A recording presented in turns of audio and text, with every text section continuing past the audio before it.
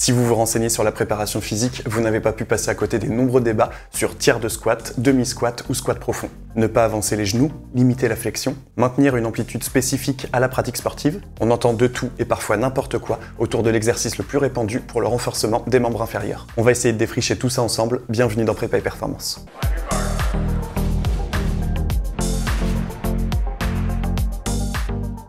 Le squat est l'exercice de référence pour le développement de la puissance et de la force des membres inférieurs. Il fait donc l'objet de beaucoup d'études scientifiques. On peut le décrire comme une triple flexion, puisqu'il engage une importante flexion de genoux, mais également de hanches et de chevilles. Ce mouvement global demande une certaine rigueur technique et donc un apprentissage important. C'est notamment pour ça que le squat traîne une réputation de mouvement dangereux. Lorsqu'il y a beaucoup de facteurs à contrôler, on préfère le considérer comme risqué plutôt que comme technique. Dans cette vidéo, nous allons essayer de dresser une carte d'identité du squat. Sans prendre part aux différents débats sur le sujet, je vais plutôt vous apporter des éléments qui vous permettront, je l'espère, de faire vos propres choix. L'une des premières questions que l'on se pose lorsque l'on débute le squat est celle de l'amplitude du mouvement. Faut-il mieux réaliser un tiers, un demi ou un squat complet? La question devrait plutôt être posée différemment. Êtes-vous physiquement capable de réaliser un tiers, un demi ou un squat complet? En effet, s'il est assez facile de l'enseigner à de jeunes pratiquants, il devient plus complexe chez des adultes qui n'ont pas travaillé la mobilité nécessaire au mouvement. On constate souvent un manque d'amplitude en dorsiflexion, c'est-à-dire que je n'arrive pas à réaliser une flexion dorsale de cheville sans décoller mes talons du sol. Lors de ma triple flexion, je vais alors me retrouver sur la pointe des pieds, qui pour le coup n'aura rien d'une position sécuritaire. On peut voir dans beaucoup de salles de coaching la méthode consistant à mettre une cale sous les talons pour répondre à ce problème. À mon sens, c'est la même réponse que de mettre une cale sous une table brinque-ballante. Ça ne règle pas le manque d'amplitude, mais le dissimule. Il faudra plutôt répondre à cette problématique par des protocoles d'assouplissement et de mobilité que nous pourrons voir dans une future vidéo si le sujet vous intéresse. Dans une même logique, la question de la fixation lombaire revient souvent sur le devant de la scène. Beaucoup de pratiquants débutants ne parviennent pas à maintenir une verticalité du buste dans la flexion. Ce sera notamment favorisé en back squat lorsque la barre repose sur les épaules. Le tronc va se retrouver écrasé vers l'avant. Ici encore, un travail important de mobilité, cette fois autour de la hanche, pourra pallier à cette problématique. De plus, l'apport du front squat peut permettre un développement technique assez rapide avec une verticalité du buste beaucoup plus prononcée. Pendant longtemps, on a considéré que la flexion complète du genou était délétère à l'articulation. Des études électromyographiques ont d'ailleurs montré qu'il n'y avait pas une plus grande stimulation des quadriceps lorsque l'on augmentait la flexion. Si l'on active autant nos quadriceps, on peut se poser la question de pourquoi faire une plus grande amplitude, puisque ce sont les muscles que nous cherchons à activer lorsque nous faisons du squat. Qui plus est, à charge égale, il y aura moins de compression et moins de cisaillement sur les articulations tibio-fémorales et patellofémorales. Le problème de ces études est évidemment la logique de charge égale. Si l'on veut induire des mêmes stimuli d'entraînement en quart de squat ou en squat complet,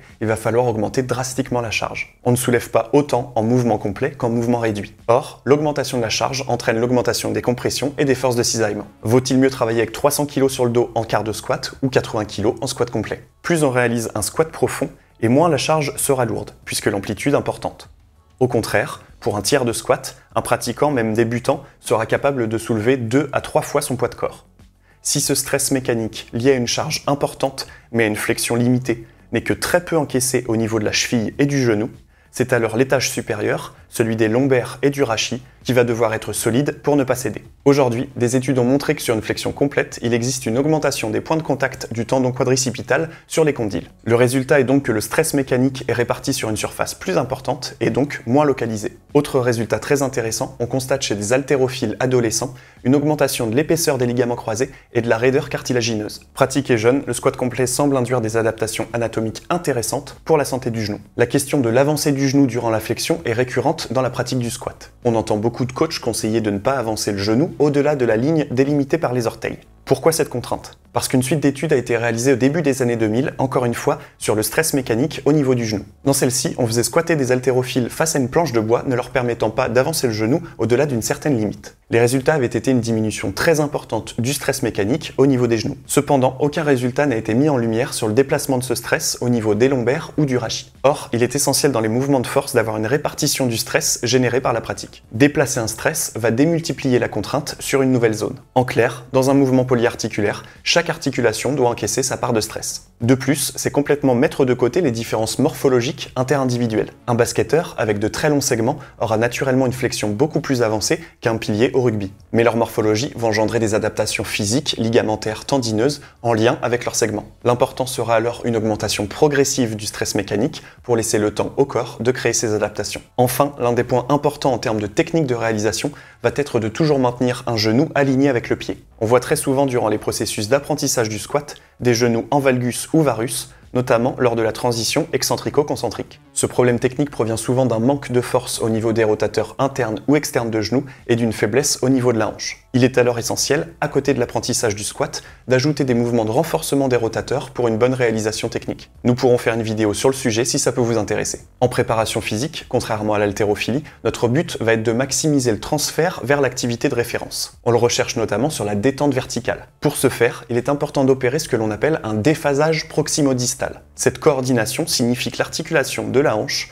doit s'ouvrir très légèrement avant l'articulation du genou, qui elle-même s'ouvre légèrement avant celle de la cheville. Donc, le tronc doit se redresser en premier lors de la phase concentrique. Évidemment, c'est assez complexe à apprécier visuellement puisque c'est un mouvement assez rapide. Il faudra un œil expert et des critères de contrôle bien déterminés. Nous pourrons y revenir dans une prochaine vidéo. Autre transfert recherché, celui sur la vitesse maximale en sprint. De nombreuses études mettent en lumière des corrélations entre l'augmentation du 1RM et l'augmentation de la vitesse maximale en sprint. Attention à ne pas tirer de résultats trop hâtifs de ces recherches. En effet, celles-ci sont très souvent réalisées sur des publics amateurs. À un niveau d'entraînement modeste, des résultats peuvent se faire sentir. Mais les quelques études ayant entraîné des athlètes confirmés ne rapportent aucune amélioration de la vitesse maximale en sprint. Le squat ne sera pas le meilleur exercice pour améliorer la force horizontale. Là aussi, nous pourrons dédier une vidéo à ce sujet. Une étude récente de Kubo a permis de mettre en avant l'hypertrophie musculaire induite par le squat. Pour ce faire, ils ont opposé deux groupes, l'un en squat complet et l'autre en demi-squat. Ces deux groupes se sont entraînés 10 semaines et ont passé une IRM pour analyser leur volume musculaire. Sur la performance, c'est intéressant de constater qu'il existe une différence significative en squat complet. Ceux qui se sont entraînés comme ça sont bien meilleurs que les autres. Cependant, sur le demi-squat, il n'y a pas de différence significative entre les deux groupes. S'il est intéressant de constater que sur les muscles sollicités, le squat complet amène des résultats plus intéressants,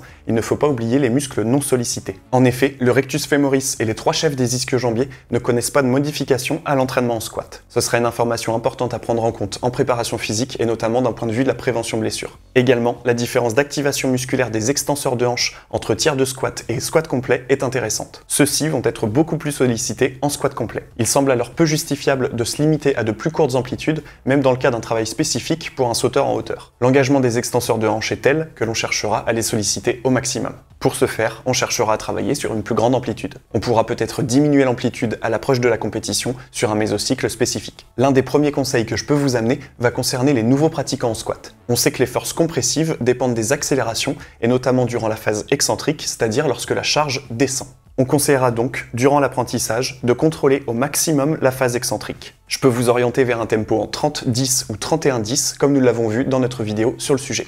Également, peu importe le squat que vous choisirez de pratiquer, l'important reste toujours la progressivité. En effet, le corps est une machine formidable, capable d'adaptation très impressionnante. Mais pour ce faire, il est essentiel de lui laisser le temps de s'adapter. Augmenter la charge toutes les semaines vous mènera à une blessure certaine, ce sur un mouvement complexe comme sur un mouvement des plus simples. N'oubliez jamais que les plus grands athlètes se sont entraînés pendant des années pour en arriver à ce niveau. Laissez alors à votre organisme le temps d'évoluer. Enfin, il ne faut pas mettre de côté les athlètes ayant déjà eu des soucis de blessure. Les ruptures de ligaments croisés, les lombalgies sont autant de situations à prendre en compte lors d'une reprise d'activité. Il faudra un coaching de qualité et une bonne écoute des ressentis pour évoluer sainement. En conclusion, on peut dire tout d'abord que le squat est un exercice demandant un apprentissage technique important. Il nécessite de la souplesse, de l'amplitude, de la coordination et une bonne répartition du stress mécanique sur l'ensemble des articulations engagées. On contrôlera la flexion de cheville, l'axe du genou, le travail de hanche et la fixation lombaire en priorité. Il va permettre un transfert efficace sur la pratique sportive, notamment en termes de puissance pour la détente verticale. Cependant, les dernières études montrent que certains muscles n'y sont pas engagés et il ne faudra pas les oublier dans un but d'équilibre et de prévention. Également, pour des pratiquants ayant connu des blessures, il sera essentiel de s'adapter. C'est là tout le travail du préparateur physique qui, en plus d'enseigner le mouvement, devra prendre en compte les situations particulières. C'est tout pour aujourd'hui. J'espère que cette vidéo sur l'état des lieux des connaissances en squat pourra vous permettre de faire vos propres choix pour vos séances d'entraînement. Cette vidéo avait pour but de défricher le sujet, mais nous reviendrons plus en détail sur chacun des sujets abordés ici succinctement. N'hésitez pas à utiliser les commentaires si vous avez des questions ou des suggestions. On se retrouve dès la semaine prochaine pour du contenu d'entraînement, et d'ici là, entraînez-vous bien. Salut!